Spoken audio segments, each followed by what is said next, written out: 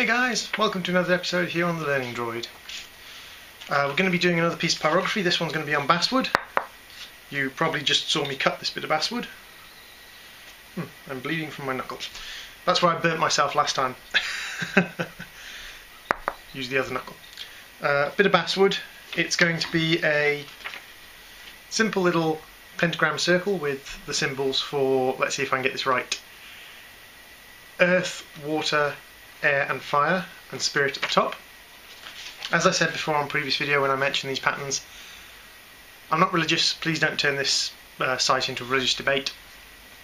I'm just doing it because I have a few friends who are pagan, a few friends who are Wiccan, and I kind of like the pattern style.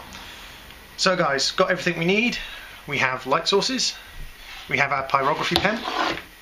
Still using this one because the new one I purchased hasn't been delivered yet. Spent a lot of money on a nice new machine, but it'll be a while before it's here. Got all my bits. Glass jar, sacrificial bit of wood, pliers, cloth, everything I need. So, let's get started. I'm going to be doing something a little bit different though. Rather than speeding it up, I'm just going to be talking while I do it. I'm going to be a bit of a vlog version. If you like it, hit like. If you don't, leave a comment saying no more vlogs please. That's fine. I hate my own voice, so the less I have to speak the better. Okay guys, on to the pyrography.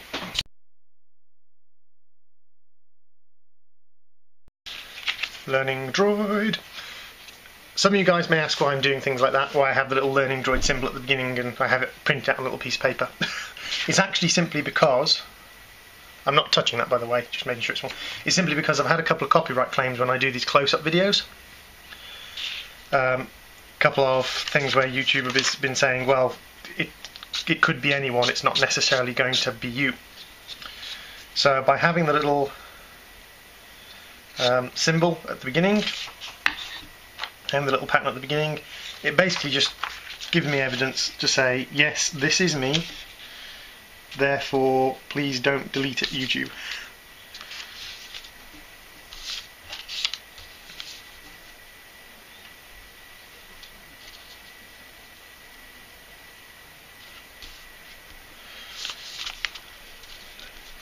I always crimp the edges of the pattern because it helps lining up the pattern if I ever have to redo a section.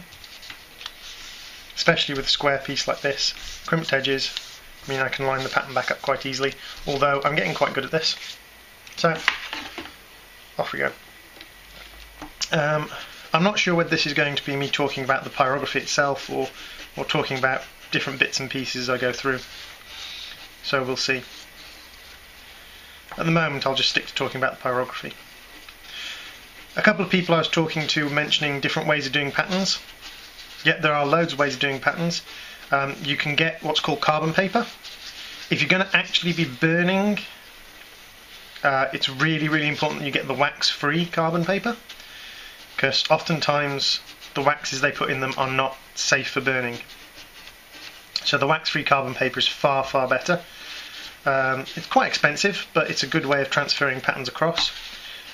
You can use it in one of two ways. You can either place your pattern on top of carbon paper, place the carbon paper and pattern on top of the wood and trace through.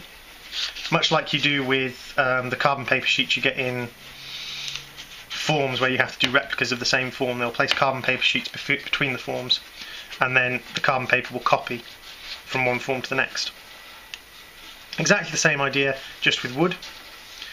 If you're a good artist, you can just draw your pattern straight onto the wood. That's one possibility. I am not a good artist in any sense of the imagination, so I tend to use laser printed patterns. If you don't have a laser printer at home, laser printed patterns are quite expensive, which is why things like carbon paper and graph paper are very good. You can also do chalking, where you create a pattern, you then trace on the back of the pattern in chalk, a nice bright coloured chalk.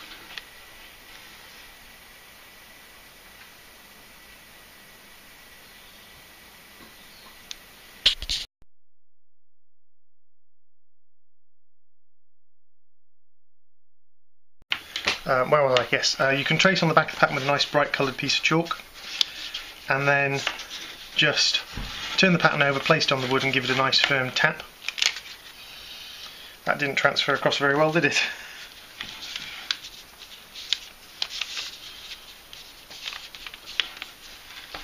Hopefully this will work and the patterns will line up.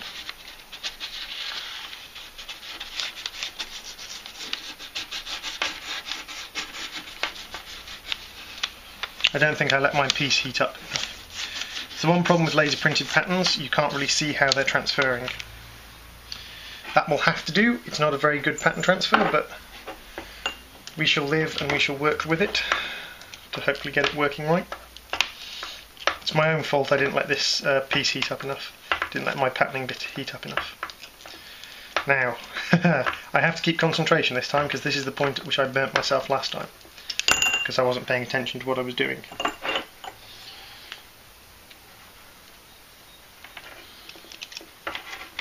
Success! He didn't burn himself.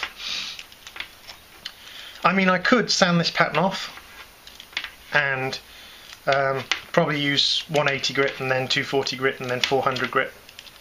And it would take a little bit off the surface of the wood, but it wouldn't be much. But to be perfectly honest, it's just a test piece. I'm not actually giving it to anyone as a gift. I'm not actually selling it. I mean, if it turns out really nice, I might offer it to people cheap, but it's just a little test piece, so it doesn't hugely matter. I'll just be working with it as is. If you make a mistake in a pattern like this, it is really easy to just whack it with sanding paper and desand it, or de-pattern it. Test a bit of wood.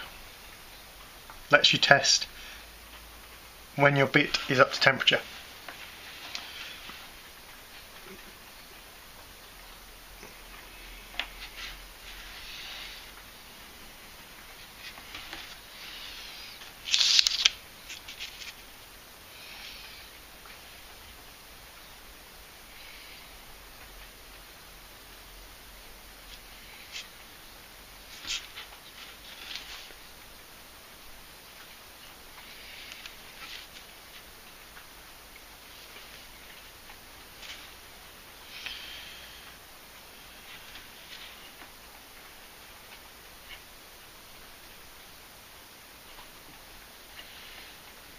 I have a problem where I can't really do straight lines, which is wonderful when I'm trying to do something like this. I mean, I could use a metal ruler or something like that, as long as I don't leave the pyrography machine in contact with it for too long.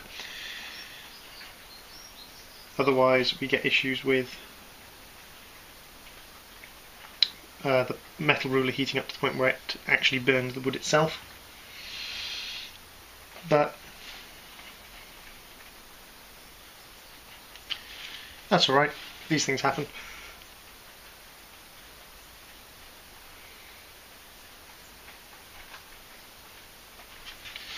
And it gives it a little bit of rustic charm, I say.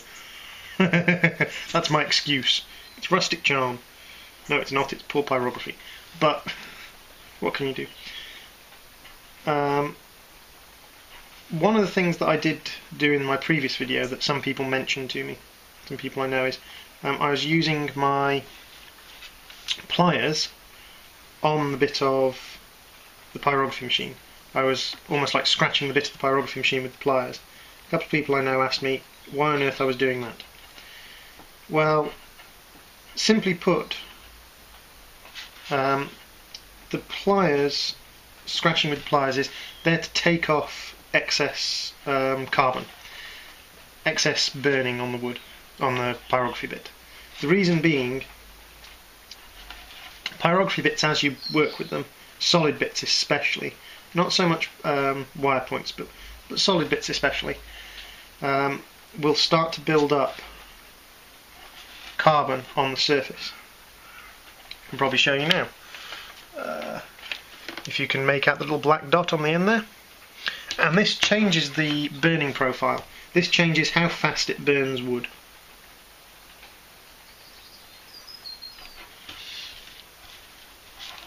How fast it burns and how accurately it burns.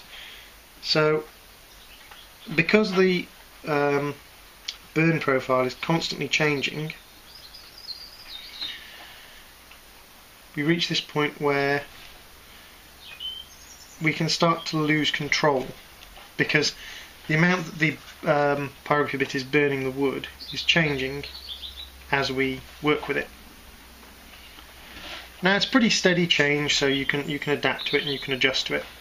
But a lot of people just like to deal with that simply by scratching off the carbon regularly. This changes again because of course you've slowly been losing heat, losing burning potential of the piece as it's got a carbon layer on it, and then suddenly you scratch the layer off and the carbon's all gone.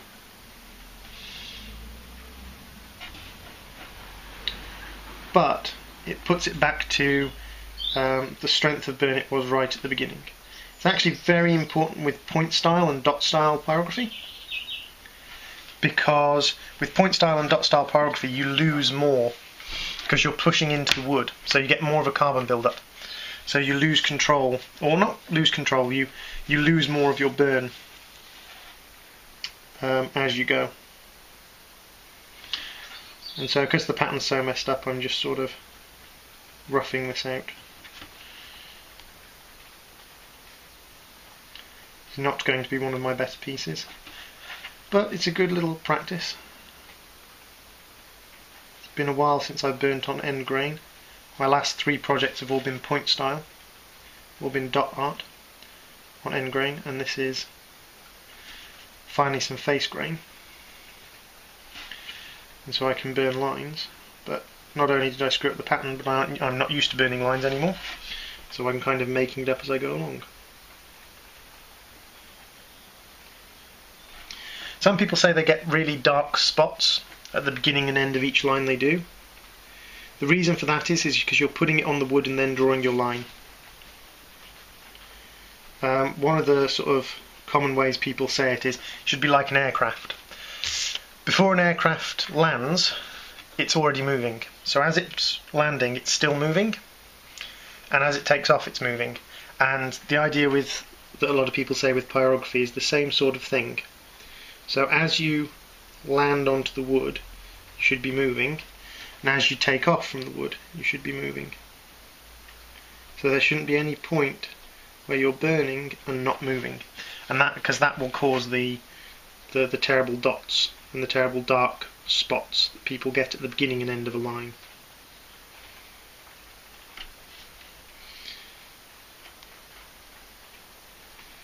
Now, of course, it's not always possible to avoid these dark spots and dots, but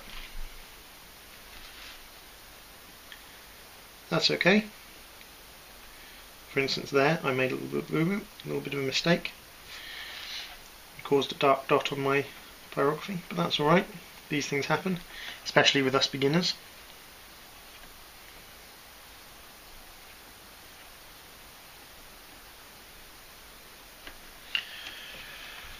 Wow, that's ugly.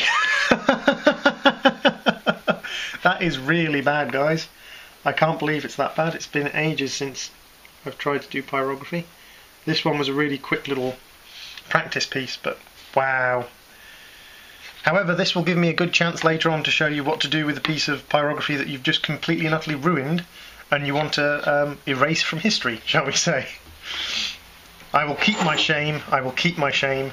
My shame will remain immortalised in video form on YouTube.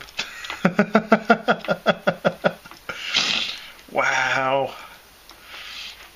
I'm never going to be selling that at all. Never. I would be too embarrassed to ever even suggest that was something to sell. Oh, crikey. But as you can see, I think it's talking as well, because I'm talking as well, which is sort of messing with my concentration. But there's our little soon to be erased piece. Basically what I'll do is I'll show you how to get rid of a piece like this, because none of these are deep burns. These are all surface burns. You can either get rid of them using a sander or a plane, and we'll have a look at that in a minute. One thing I have to say, with solid bit machines, this shaft bit gets hot. It is still hot. It does not matter once I've taken the bit out or not. That's hot, and when I unplug it, it'll still be hot 15 minutes later. It'll still be hot enough to hurt your hands. Just like a soldering iron, be really, really careful, guys, of this bit. I mean, you can feel the heat from a good distance away. Always use pliers with solid bit machines, and always unplug wire bit machines, and use pliers when handling the hot wire. Wire bit machines actually have a current running through the tip, so don't leave them on, even if you're using rubber handled pliers. Always turn them off. There's a little switch on the machine normally, either that or you just unplug them from the machine, from the variable temperature machine. You just unplug it, and then you know there's no current running through it, so you're nice and safe. I will show you while I've got this here. Oh, oh, oh. Don't you fall off. I should take that in place. While I've got this here, this is still hot. And one of the things that I've done several times is I've let this touch, see? Touch a project. And even a brief contact will burn the wood. I mean, even the heat shield is probably hot enough to burn wood. No? Nope, the edge of the heat shield isn't, but this bit. See if I can find a... There we go, on the end grain. Look at that. So when you're doing pyrographing, is that the word? I don't know. When you're doing pyrography, always be careful not to touch this against the piece you're working on, because as you do, you'll just get lots of little stains. I mean, sometimes these little stains have actually been brilliant. On the piece Cave Dragon, it's actually one of these stains that causes me to do the entire extra bit around the outside of the dragon. And actually that's the bit that I've gotten the most compliments on, is the extra little bit around the outside of the dragon, the extra scenery. And that was entirely non-patterned, entirely off the top of my head, done simply because I got a couple of these little dots and I wanted to do something to hide them. So always think about where the sort of hot part of the shaft is. Okay. And be careful not to let it touch the piece that you're working on. Thanks for watching, guys, and we'll talk again later.